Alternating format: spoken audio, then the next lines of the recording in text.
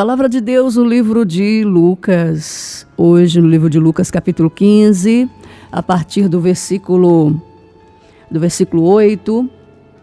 Gosto muito desse texto e tenho certeza que Deus vai falar comigo e com você, porque Ele é fiel, Ele é poderoso, Ele é santo, Ele é justo, Ele é verdadeiro. Aleluia. Diz assim a palavra de Deus: ou qual a mulher que, tendo 10 dracmas, se perder 1 dracma, não acende a candeia e varre a casa até com diligência até achar? E achando, convoca amigos e vizinhas, dizendo: alegrai-vos comigo, porque achei a minha dracma perdida. Assim vos digo que há alegria diante dos anjos de Deus por um pecador que se arrepende. Essa é a palavra de Deus, mostrando algo que aconteceu na vida de uma mulher. Uma mulher que estava dentro da sua casa, no seu dia a dia normal, no seu cotidiano normal. Mas em um daqueles dias em que ela está vivendo dentro daquela casa, ela percebeu. Ela tinha 10 dracmas. Quem sabe ela pensou no dia anterior: ontem eu tinha 10 dracmas e hoje eu só tenho 9. Está faltando 1.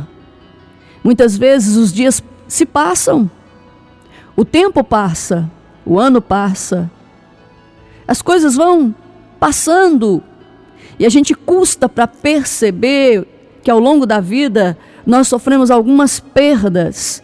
Perdas essas que podem custar caro, que podem nos prejudicar muito em nossas vidas espirituais. Pode prejudicar na vida financeira, pode prejudicar na vida familiar, pode prejudicar na vida secular. E essa mulher, ela percebeu: eu tinha 10 dracmas e agora eu só tenho 9. Mas ela não perdeu tempo. Ela usou os artifícios que ela tinha dentro da sua casa. O que ela tinha? Ela tinha uma candeia. Então ela resolveu acender a candeia. Ela acendeu uma lâmpada, ela acendeu a lamparina, ela acende a candeia dentro da sua casa e começa a buscar com diligência. Aleluia. E a Bíblia diz que essa mulher também tinha uma vassoura. Ela começa a buscar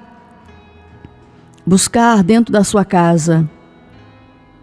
Ela começa a varrer, a tirar para fora tudo aquilo que a impedia de encontrar. Tire os entulhos do pecado da sua vida. Remova alguma coisa fora do lugar, porque se você remover, você vai ter mais facilidade para encontrar. A Bíblia diz: qual é a mulher que, tendo 10 dracmas, se perder 1 dracma, não acende a candeia e varre a casa? Então a primeira coisa que ela faz é acender a candeia, é iluminar o ambiente. E depois de iluminar o ambiente, ela então pega a vassoura e começa a varrer, procurando, com atenção, com diligência. E nem sempre precisa se correr para achar alguma coisa. Nem sempre precisa acelerar para alcançar ou achar alguma coisa. Talvez de uma forma lenta, com diligência, ela vai varrendo, removendo algo do lugar, tirando a crosta que está no chão da sua casa, tirando a crosta que estava impregnada, impedindo que ela achasse a sua dracma. Ela poderia ter se contentado com as 9, mas o valor maior estava na 10ª. A 10ª dracma fala de fidelidade, de compromisso. O noivo não poderia chegar ali na sua casa e encontrá-la com o seu colar de dracmas faltando uma dracma. Quem olhasse na vizinhança para aquela mulher ia dizer que estava faltando compromisso da parte dela, que estava faltando vigilância da parte dela, que estava faltando fidelidade da parte dela. Por isso, ela se preocupou em procurar a dracma. E quantos nesses últimos dias não estão preocupados com a dracma que perderam? Que dracma que perderam? A dracma do caráter. Muitos nos últimos dias têm perdido a dracma do caráter, a dracma da aliança com Deus, da fidelidade com Deus. Por qualquer coisa, por qualquer motivo, se esquece da aliança com Deus, se esquece do compromisso com Deus, se esquece de levar a sério as coisas de Deus. Infelizmente, tem alguns que são crentes de temporada. Parece aqueles crentes de litoral. Quando chega o verão, não são mais crentes. Eu pergunto para você, quem você é? A 10ª dracma ainda está no seu colar? Ainda está no seu pescoço? Ainda é possível vê-la? Você a tem carregado? Você ainda está de posse da 10ª dracma? Ou você perdeu? Perdeu aonde? Perdeu por quê? Aleluia. Essa mulher não aceita perder a dracma. Então ela acende a candeia. Acende a candeia da sua vida espiritual. Pega a vassoura da graça que está jogada num cantinho, talvez atrás da porta do seu coração, e começa a varrer todo o entulho do pecado para fora da tua casa. Porque você vai encontrar. Aleluia. Sabe, eu estava pensando em coisas perdidas. Um certo jovem chegou para Eliseu, um dos filhos dos profetas, e disse para Eliseu: olha, o lugar onde nós estamos habitando está estreito. Nós precisamos alargar o espaço.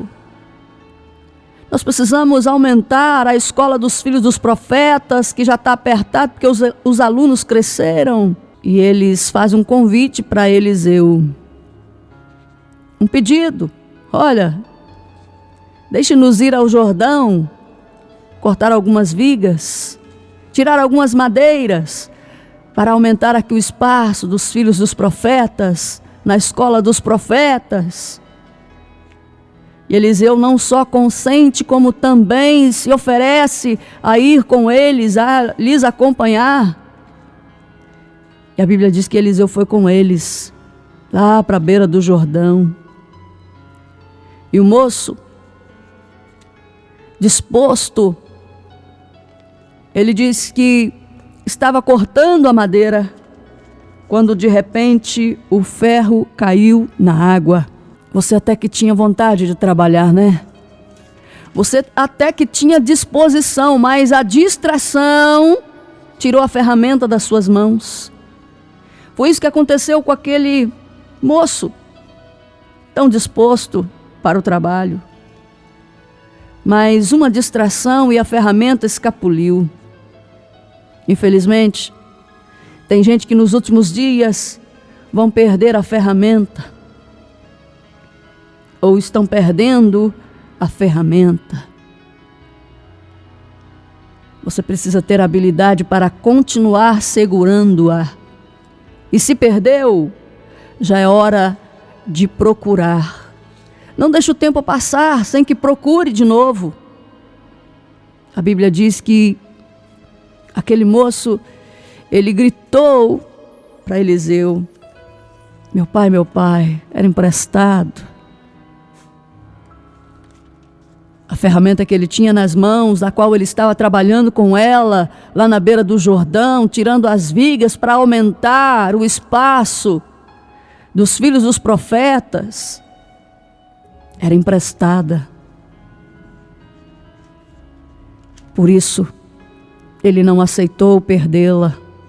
Ele buscou ajuda.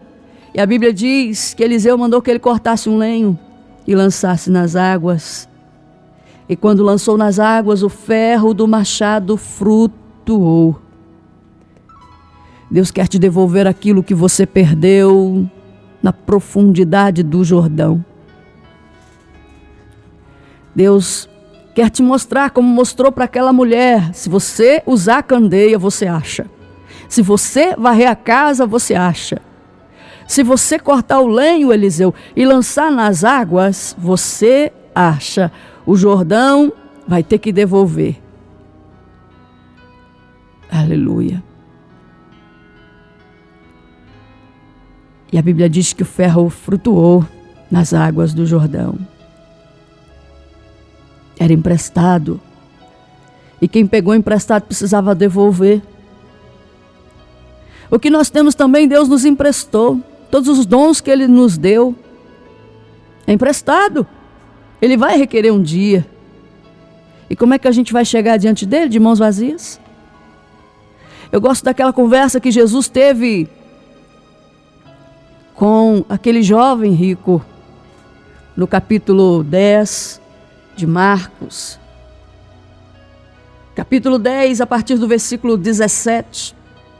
A Bíblia diz que Jesus pôs-se a caminho e correu para ele um homem. E aquele homem que correu em direção a Jesus, ele logo se ajoelha diante dele. E ele faz uma pergunta para Jesus. Bom mestre, que hei de fazer para herdar a vida eterna? Ele chegou com vontade de ter uma herança eterna, de ser herdeiro da vida eterna. Muitos dizem, eu quero ser herdeiro da vida eterna.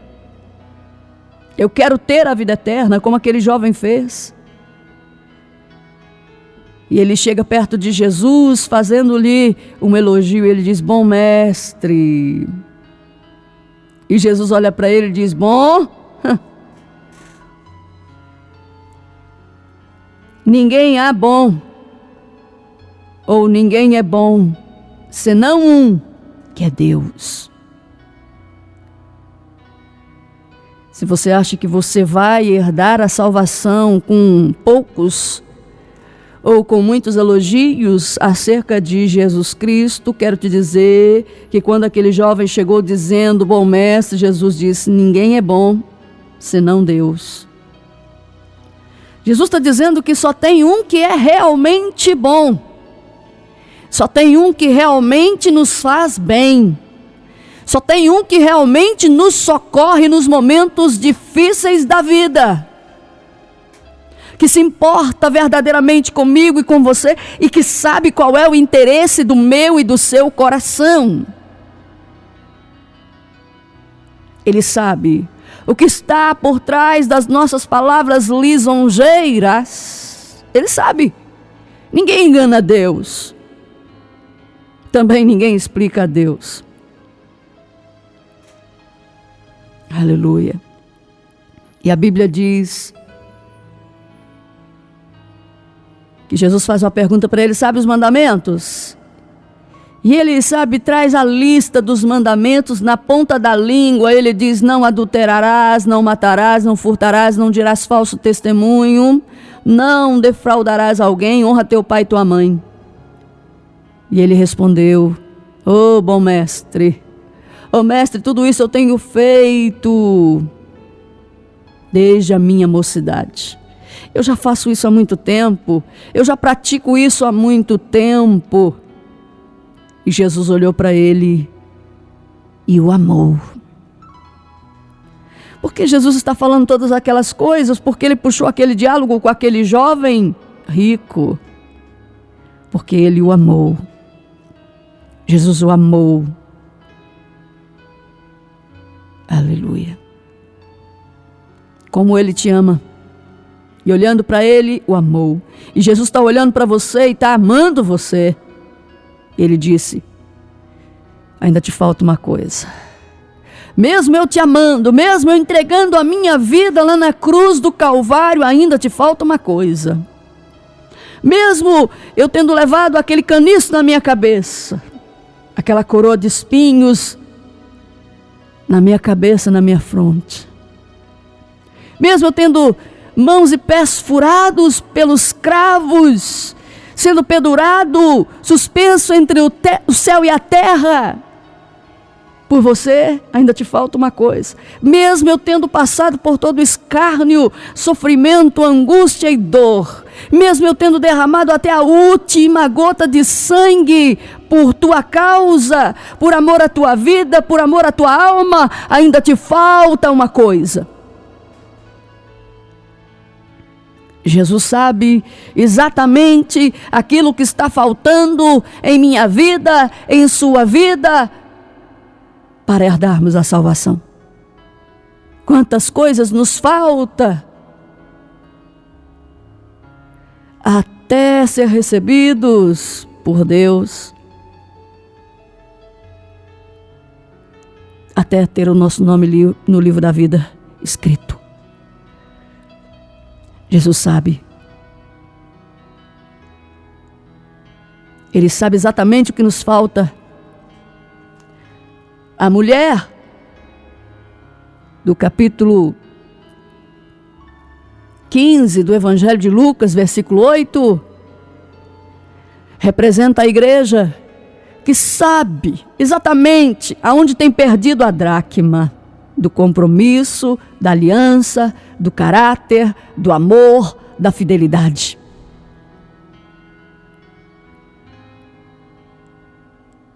E Jesus sabe também o que está faltando na vida de muitos de nós para herdar o reino dos céus. Ainda que venhamos a dizer como aquele jovem rico, eu conheço os mandamentos. Mas temos que não só conhecer, mas como também viver. É necessário viver, pregar o que vivemos e viver o que pregamos. Aleluia. E a Bíblia diz que Jesus disse para ele: ainda te falta uma coisa, uma única coisa. Aleluia. E não era um novo mandamento. Não.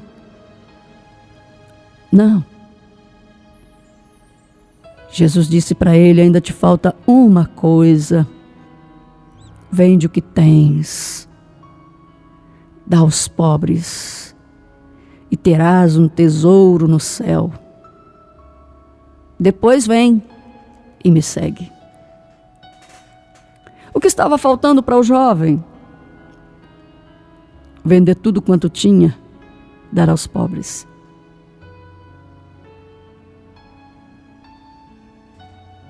Quem sabe você está precisando dar um pouquinho mais de amor, um pouquinho mais de atenção, um pouquinho mais de reverência. Desprender o coração das riquezas do mundo. Aleluia. Das coisas passageiras deste mundo.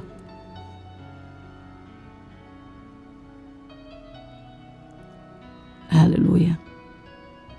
Mas o moço, quando Jesus revelou para ele que ainda faltava uma coisa, ele ficou triste, porque ele era muito rico.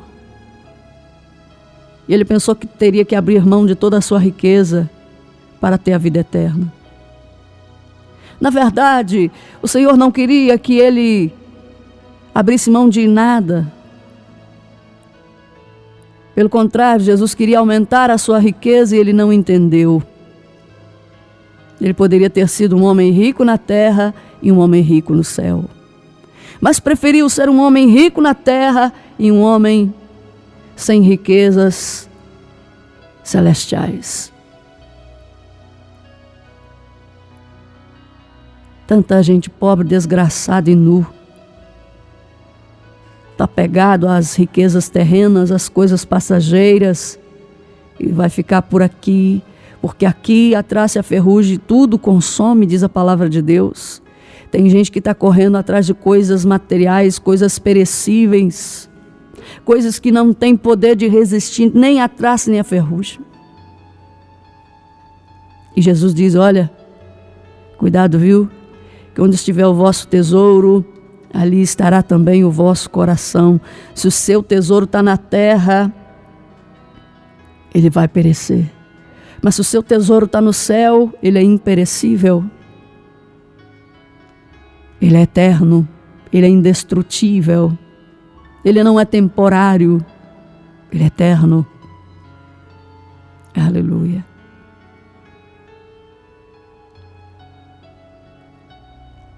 Jesus tem amado-nos. Mas ao mesmo tempo ele tem olhado para muitos de nós e dito: ainda falta uma coisa. O jovem, quando soube que estava faltando uma coisa, ao invés de fazer exatamente o que Jesus havia dito, ou pelo menos tentar colocar em prática, ele se aborrece, ele se entristece. Ele fica contrariado com aquela palavra. E ele então sai triste. Porque ele possuía muitas propriedades. E Jesus, olhando ao redor, ele disse aos seus discípulos: